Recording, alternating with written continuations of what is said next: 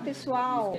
Nós estamos aqui mais uma vez falando com um dos palestrantes de hoje da Semana de Relações Internacionais da Unip Paraíso, com o professor Sebastián Ronderos.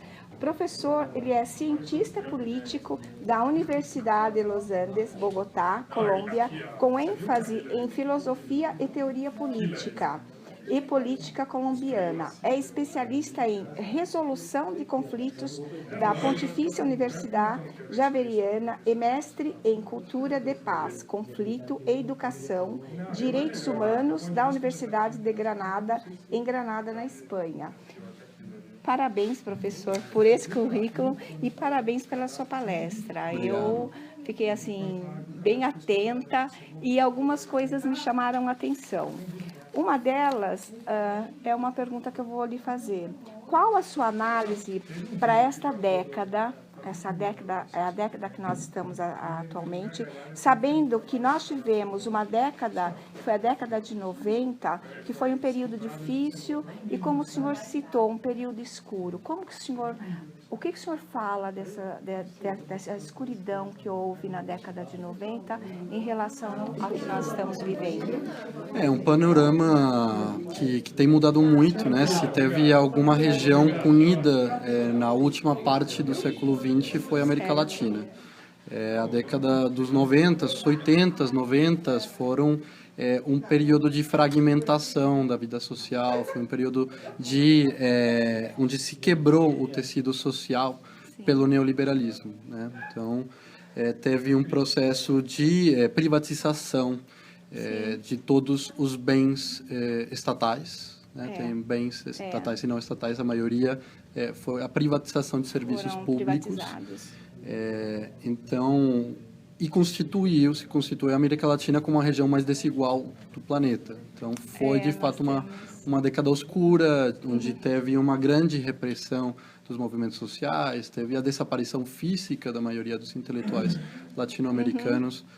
No caso da Colômbia, temos o processo da União Patriótica, que foi um movimento político de esquerda que tentava mostrar que é possível sim fazer a luta política sem as armas, e foram assassinados mais de 5.000 representantes do movimento político, contando com 4 representantes para a presidência da República. Então,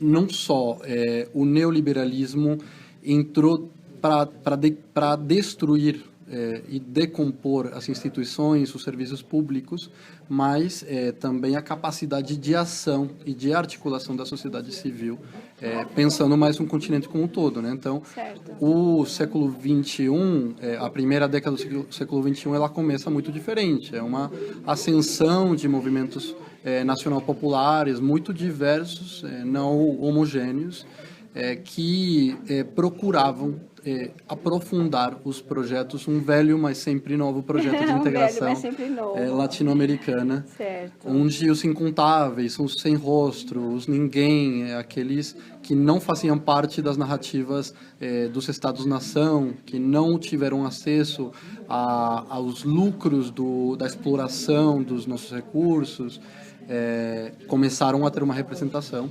E essa década oscura também foi um processo de desindustrialização dos nossos países. Exatamente. Então, agora, através boa parte da renda extrativista, se tem uma boa parte dessa renda vai para o desenvolvimento técnico-científico, que ainda não é suficiente. Infelizmente, em uma década não conseguimos conciliar contradições de 2 séculos. 2 séculos. Mas se tem caminhado muito. A América Latina, ela é colocada um pouco de lado mesmo. Sem dúvida. Mas esperamos sempre que melhore e que nós consigamos chegar a um patamar de pesquisas e tecnologias bem avançadas. Vamos por um bom caminho. Eu acho que o caso da Bolívia é um caso muito interessante, porque eu acho que é um dos poucos, quase o único caso, onde se dá um processo de reindustrialização em democracia. Porque os processos de industrialização, usualmente, se dão em processos ditatoriais onde você não tem que dar garantias para ninguém. Então, é um caso, acho, muito lúcido nessa década que eu considero luminosa, que eu considero virtuosa. Que bom, estamos num crescimento.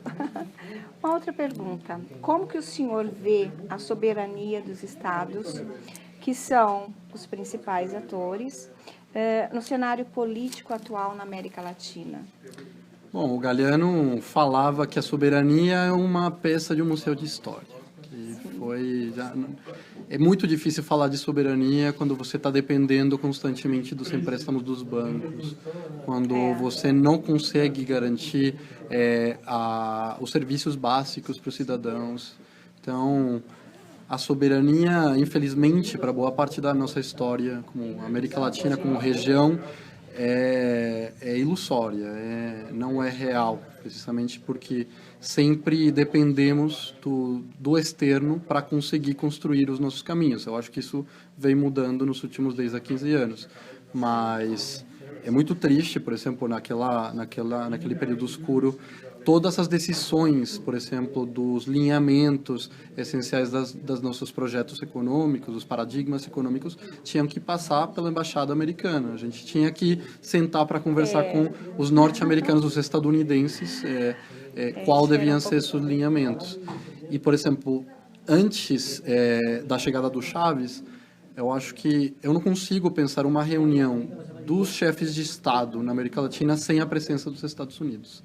Agora, depois da ascensão dos movimentos nacional-populares, pensaria em um só, mas todos os encontros que se dão entre chefes de Estado são entre a América Latina. Então, isso faz parte de uma construção de soberania, de escolha, desde a nossa realidade e para as nossas necessidades práticas.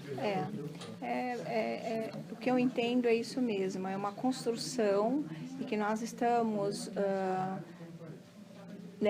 crescendo, nós estamos aprendendo e é através dessa construção que a gente vai conseguir chegar, talvez, numa soberania boa. Sim, o Estado também tem sido uma ferramenta fundamental, porque é precisamente através da capacidade do Estado de controlar o excedente econômico para gerar essa transferência à sociedade civil como um todo, né, para equilibrar direitos e para tentar também inovar tecnicamente na produção e na tecnologia.